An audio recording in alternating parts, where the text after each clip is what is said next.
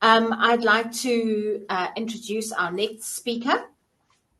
I've had the privilege of working with her on a recent project. She's the most determined, committed, and passionate woman I have met, and I enjoy working with her, and I'm sure she will have a very interesting presentation to share with you all.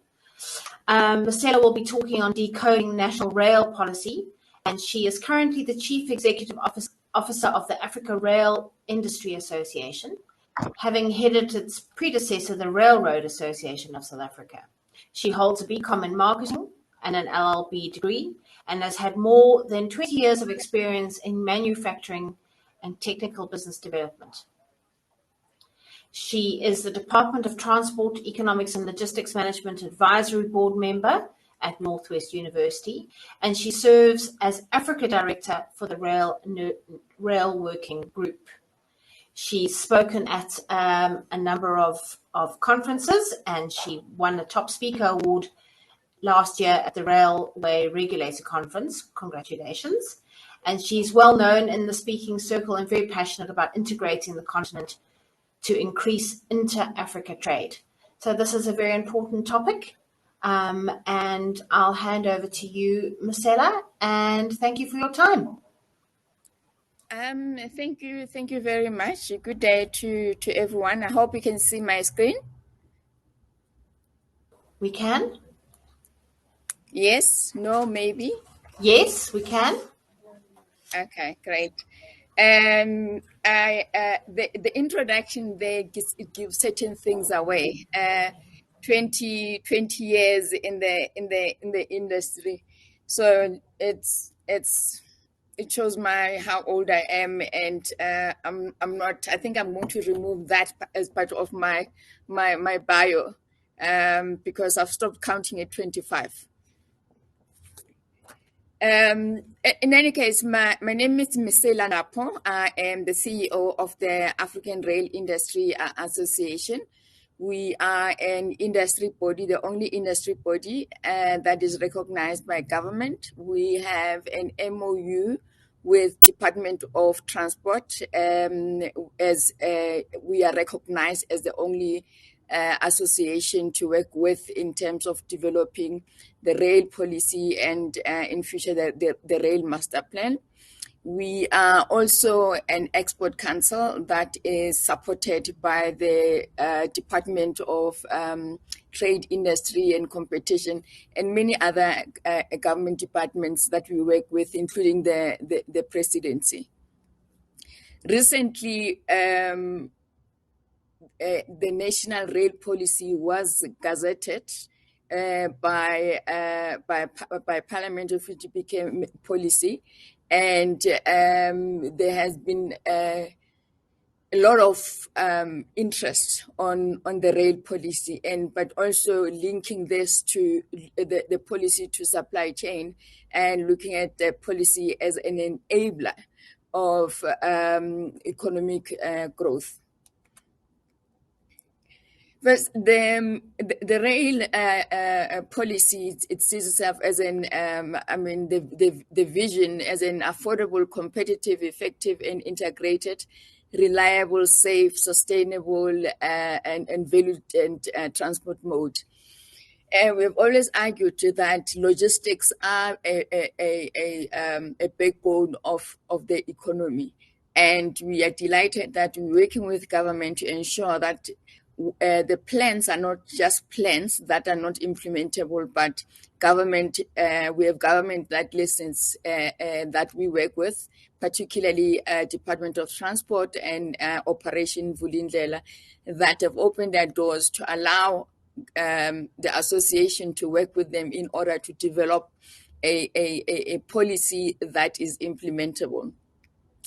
We also know that we have over 100 years heritage in the rail sector, but there's been we've missed opportunities, and there's been a lot of missteps, and the opportunities that we have lost partly because of, I call it a revolving door in terms of the ministries that are in place. You think that this year we're going to have the policy approved, and then somebody else comes in and we start from zero.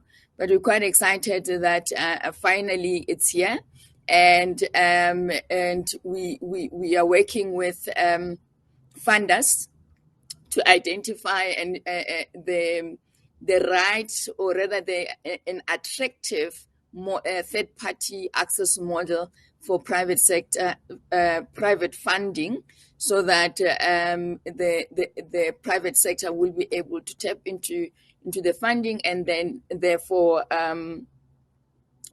fund the rolling stock that will be required. And we from the sustainable development goals know that rail is considered as one of the greener transport mode, and the greenhouse gases are at a less than 1% or 1% worldwide. The policy itself, although that the first white paper was in 2017, so it took us a lot of time to pass the policy, and that in itself has not only contributed. I mean, the policy has the delays in the policy has contributed to the decline in rail, but also the monopoly, the state-owned entity has also not improved or at least increased their volumes and take advantage of the infrastructure that is in place. Our research suggests that on the general freight business, track, there is about 70% availability that could be taken on by private sector once third-party access is implemented in terms of the rail policy. To also reposition the rail as a mode of choice, I frequent KZN, and because I think I'm the best driver, I normally drive to KZN.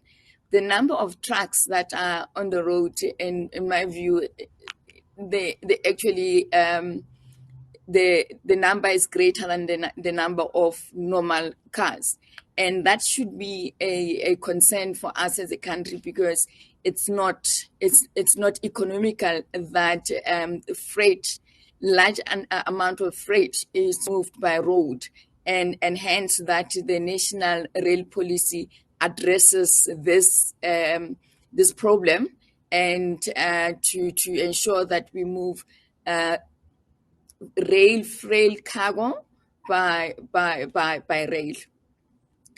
The policy also talks on the strengthening investment of the rail mode aggressively to exploit its inherently competitive technologies. We are fortunate as a country that we have OEMs such as Alstom, Alstom in this particular instance working on their own, but together with Gibela, of which they're manufacturing passenger trains. And we also have General Electric, now called Wabtec, Progress Rail. So a number of multinationals are based in South Africa, and therefore to manufacture in the country, it's possible, and it will respond to the call of the African Union that South Africa shall champion the manufacture of rail rolling stock. In October 2020, the president announced, as part of the economic recovery plan, that they would invite private sector to participate in this in rail to access the core network. Now, this is a historic moment that for the country. The rail has always been in government hands, And for us to improve on our efficiency as a country, we need to get more players into the sector, and particularly Black-owned companies, women-owned companies, and youth-owned companies, as per the National Development Plan and other plans that support that. The investment into the rail infrastructure to meet specific needs. For an example, a company in the automotive sector may choose that they don't want to have their cargo going into Durban. They would prefer their cargo to go through East London or Gqeberha. So the investment in the infrastructure itself gives the already companies that have committed that they want to move their products through rail other than road. And then therefore there is a demand, and then that demand needs a private sector to take up on the demand. But also to institute a considerate, empathetic, fair, independent, sensitive, and transparent economic regulator. Currently, we don't have an economic regulator. We have an interim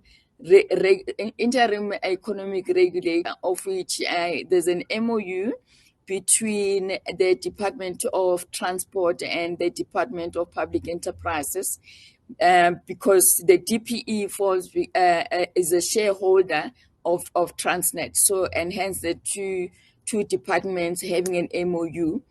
But our concern is that the interim regulator has no statutory powers, and these are issues that we continue engaging government on, and to ensure that we don't delay third party access. The minister he did say that policy should intend to play a meaningful role in integrated transport value chain and make a contribution to the economy. We find that with an efficient transport system, we lose out a lot as a country, as we've seen the mining houses putting out statements that they have lost so many billions because of Transnet Freight Rail not being able to transport their goods, or not having the rolling stock that is required at a time where commodity prices were quite high. So the policy tends to add value to the GDP of the country. The rail renaissance, as I said, that it's a historic moment for the country, has never been done, and I'm quite excited that myself and Aria are leading this renaissance of ensuring that private sector participation does take place, and it takes place in terms of the policy. It takes place in terms of that there must be consultation, there must be transparency that informs the third party access. I already covered that. The position of rail as the SDG were to reduce greenhouse gases. It's actually more cleaner than road.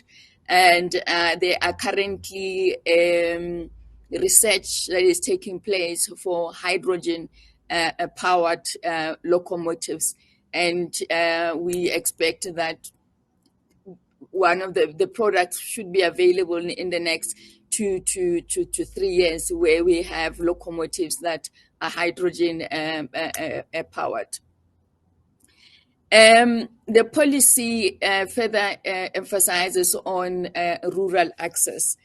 Some of the reasons that rail, or the vandalism on rail was minimal at a certain point, was that Transnet Freight Rail had relationships with the communities, particularly around where there is chiefs or the king, and through Pillow Pepper they will visit those areas, and then those communities find value in Transnet, but somehow they also protected the infrastructure. So in the absence of having a relationship with communities, you lose the free security in a way to protect your infrastructure. The position of rail to contribute to the country's economy, and I've covered that.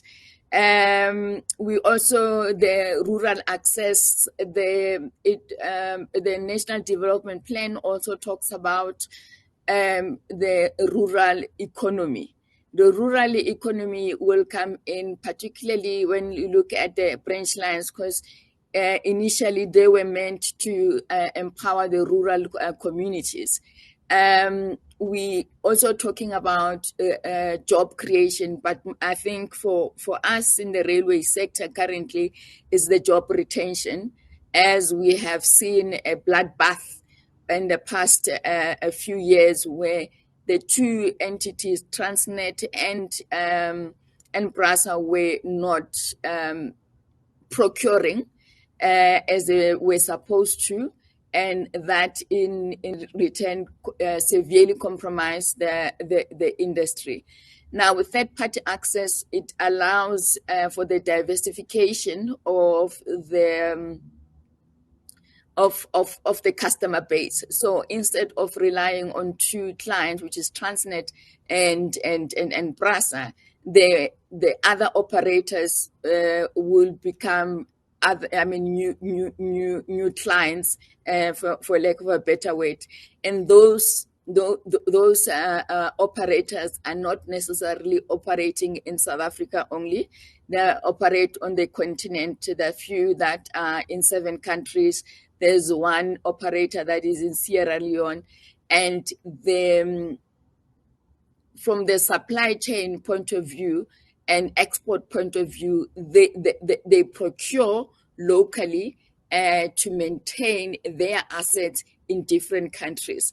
So the policy itself serves as a basis to ensure that supply chain does take place, but also to increase exports as well.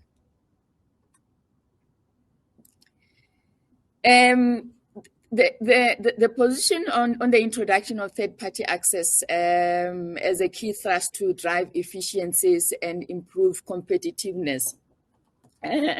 Many countries worldwide, they rely on upon efficient and secure movement of goods and services, and within their borders as well, to provide food. We've seen during the various lockdown that there were essential services, and unfortunately with level 5 initially, the TFR were not listed as a priority, that an entity that should be transporting goods inland. Food, medicine, energy, and many other products that feed our domestic economy. The critical infrastructure sectors support the way of life and to drive the economy. If the number of trucks that I complain about, they were not on our roads, we know that inland will struggle to access goods. But also in terms of the manufacturing sector, you can manufacture as much as you want, but if you don't have logistics in place, if you don't have an efficient transport in place, the product will not get to the client in time. for some products that are sensitive in terms of, like for instance, the citrus market. That is key, that one has an efficient transport system. And I think now that the citrus market is actually getting priority because of its export value. The TFR in infrastructure, we have recently conducted a deep dive into Transnet financial statements, and there's been there's been a decline in number of volume, or the branch lines. There are few that actually are usable, and most of them are not in a user friendly. There needs to be a significant investment either from government itself or private sector. And the interventions that are required to reposition rail for competitiveness and sustainability are a bit complex.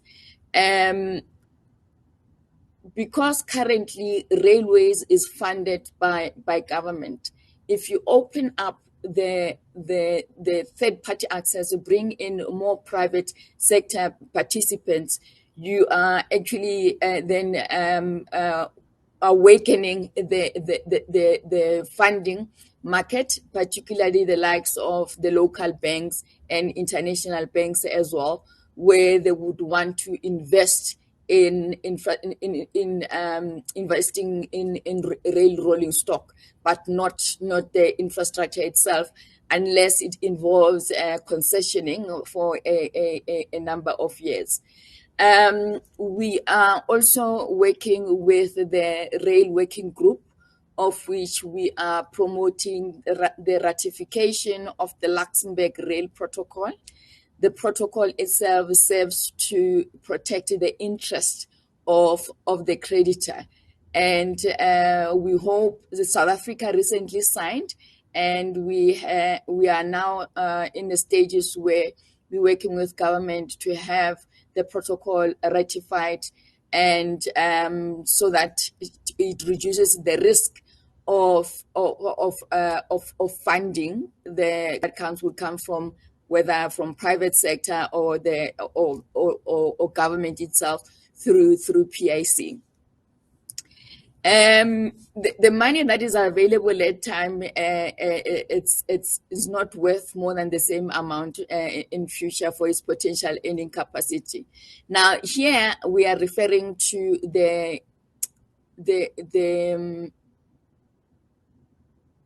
maintenance of the infrastructure. We have noted for the past 10 years, there's been a significant reduction in maintenance cost. So from 2012 to 2022, we think that the backlog of the maintenance is approximately around 27 billion. And there are people in the industry that think that is actually could be more than the 27 billion of infrastructure investment, or to catch up on maintenance.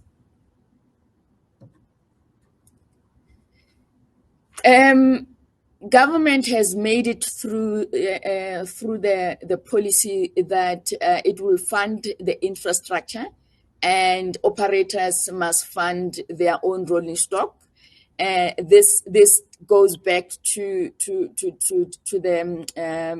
the Luxembourg Rail Protocol, where you reduce the risk of funding rail rolling stock. And it's actually an opportunity, one, for funders, two, lawyers, obviously, because they have to draft the agreements, three, there will be other new careers that will actually come out of this policy, as is an enabling policy. And perhaps with the investment we've made out of Transnet, BRASA, it's time that we back up the investment with the skills that are required by the investment, instead of complaining that there are no skills. As the private sector, I think we are also responsible to ensure that the skills that we need, we actually start taking responsibility for that, whether it's through private education, or even having a school of rail that is a national university. It will be quite a key.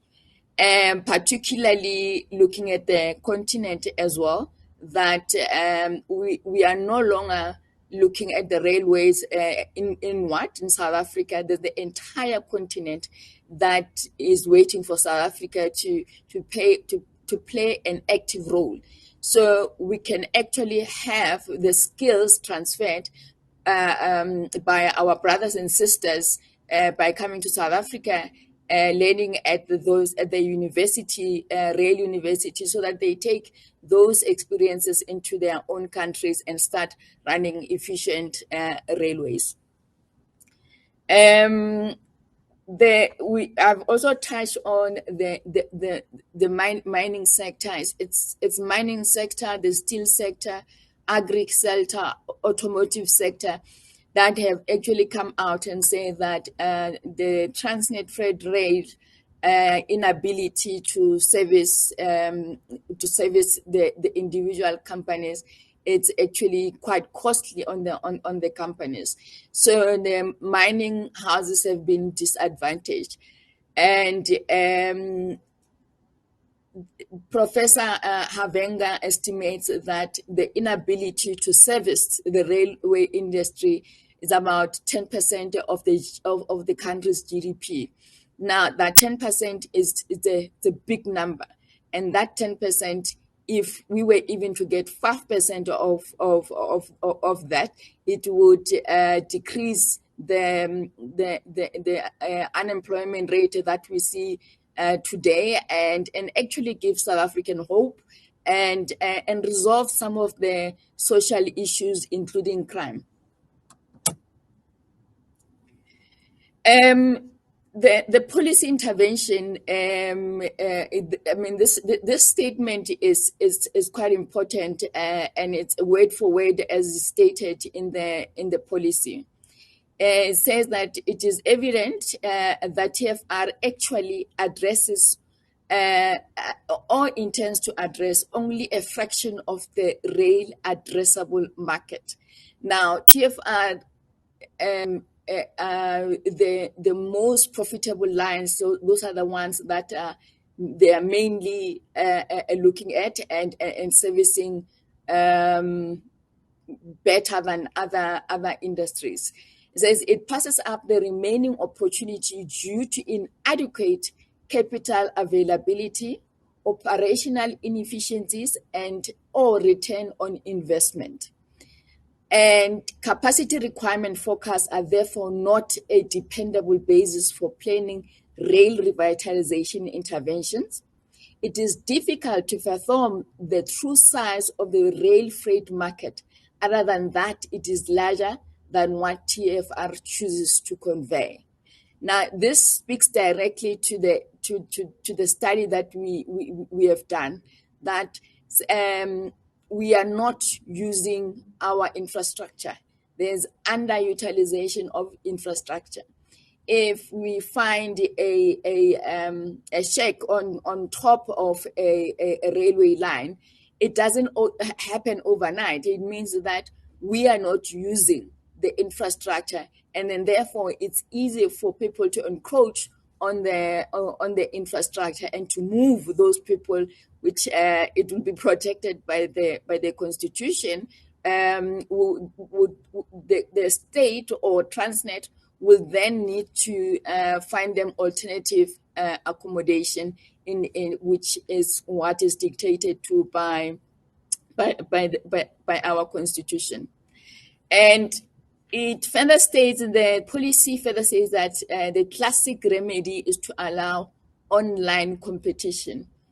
Competition meaning that private sector, the operators will be on the same footing, will be treated equally as Transnet Freight Rail as an operator. So all terms and conditions that will apply to private sector should apply to TFR as well as an operator. The policy provides an important position to build and strengthen local manufacturing in South Africa. As I've said before, that the rail sector, the manufacturing sector have been severely compromised because of the shenanigans that we've seen at the two state-owned entities, BRASA and Transnet, which it's not new to most of the people that are attending here. And we have seen the Zondo Commission. Last week, we have seen people being arrested because of such, with the alleged corruption. So we think that with the introduction of third-party access, there will be demand from private sector to private sector. So for instance, some companies do not build the entire train, but they would build components that will then sell into to operators, and the operators, actually the ones that are providing the service, will then buy locally. So the policy also answers the question of local content.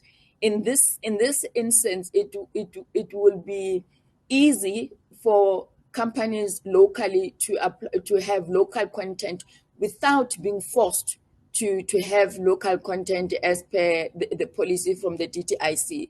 But it is in the country's best interest, and private sector understands that the rand must circulate within South African railway sector, so that we build capacity, and that capacity is meant for exports.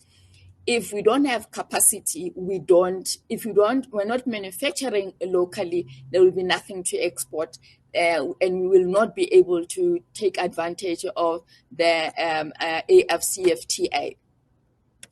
The rolling stock manufacturing, including locomotives, wagons, and passenger coaches. The passenger coaches already, Gimela is doing that. The launch of the 100th train that was manufactured, and but with building and manufacturing locally, particularly special type of wagons, we do not necessarily need to reinvent the wheel.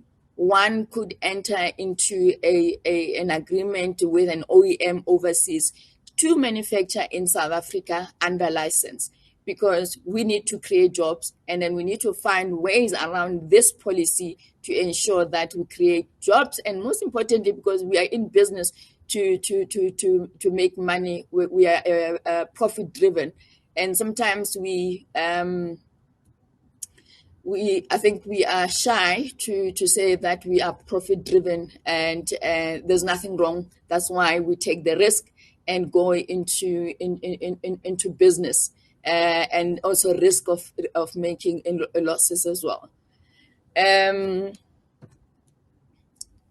The enabling interventions, as I've said earlier, the interim rail regulator, it has no statutory powers. It is an MOU between the DOT and DPE, and we are currently talking to DPE, Treasury, the presidency, that the model as it is at the moment, it's not competitive. It's actually almost as if it's set up for failure, and because Transnet will not be forced to comply with the recommendation that the department or the interim regulator comes up with, as the MOU, the interim regulator itself is not a statutory body, is not binding.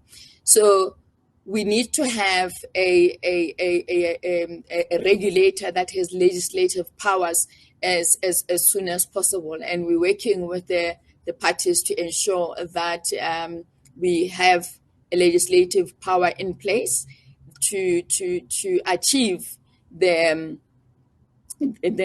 economic development that we want to see, the jobs creation and retention that we are looking for.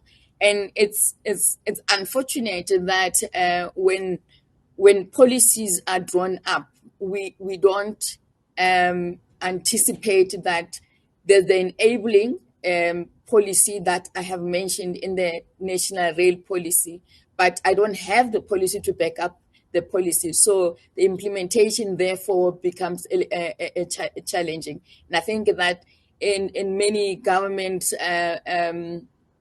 policies, that's where we lack, and it requires active participation of private sector to ensure that the policies are actually implementable. Those that do not comply with the policy then could face the sanctions.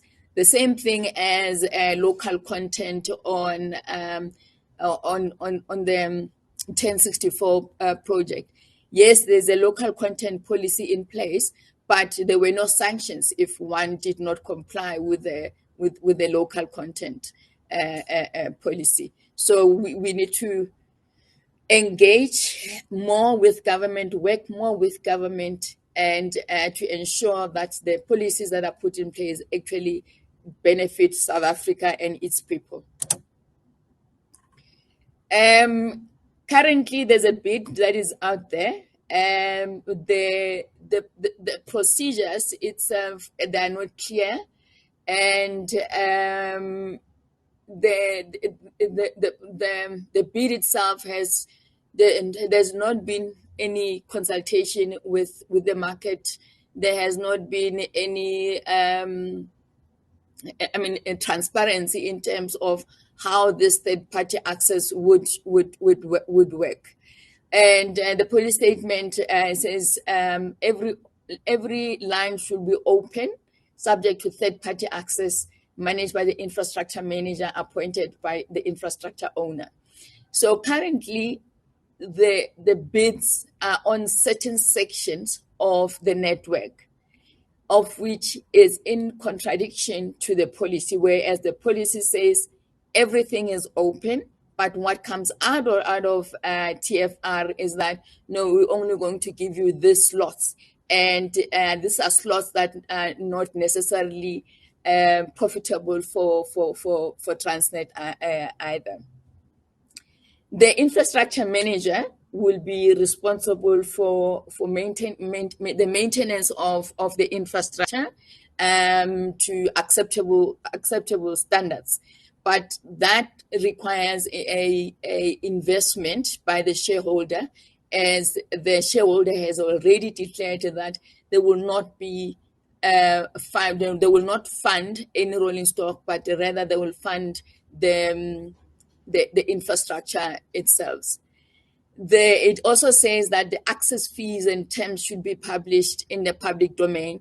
Currently, the bid that is out there, it's quite closed. It's not available publicly, and even if one were to request such a bid to be made available, we believe that our request will not necessarily be allowed. And it further says, the policy further says that the infrastructure manager may not discriminate the proposed rail operation. But if Transnet still is an operator, as the infrastructure manager, as the infrastructure owner, they are most likely to favor their services as compared to services that are coming from private sector in terms of accessing the network. So the clear distinction of the infrastructure manager away from the operator should be it will be important for a successful third party access. As I've alluded earlier, that the regulator will have access regime that includes compliance and penalties. At the moment, we have an MOU that Transnet Federal can choose to ignore the recommendation because there are no requirement for to comply or to pay penalties unless the economic regulator is the act or the policy itself it's pushed through parliament and to ensure that we recover what we have lost in terms of the freight that is moving from road and then move it back to rail.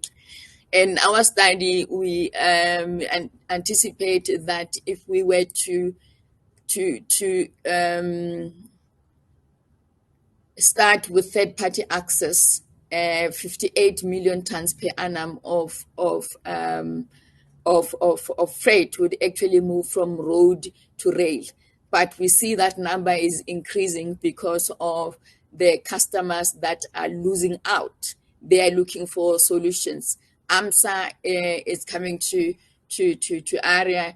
Exaro have issued a request for proposal so that they have an alternative. Currently, the monopoly it's not serving their needs, and it has an impact on their bottom line. I'm going to have to give you one more minute, Mesela, please, my darling, because we're running into the next time. Okay, so I've covered funding. In conclusion, the National Railway Safety Regulator, the National Rail Policy, it's to unshackle the rail sector, to revolutionize it, revive it, and develop and strengthen challenges that it can address better transport, a preferred transport mode. And we need to have a rail policy that is implementable and implemented by everybody to ensure that we create jobs, we retain jobs, and we further build on the skills development. And I think since that we don't have time, I can take questions and later. Sure. Thank you, Mesela. I wondered if you were able to hop onto one of the tables, and perhaps Mac and Ludwig, if they have a question, can join you on the table and you can have a discussion there. Alternatively, I also shared the email address of your office if anyone wanted to reach out to you. I also had 2 questions, but I'll keep those for later. I just wanted to congratulate you on the Rail Renaissance Initiative. I mean, it sounds so exciting. Well done on your work that you do. It's absolutely vital for the future running and growth of our country and the continent.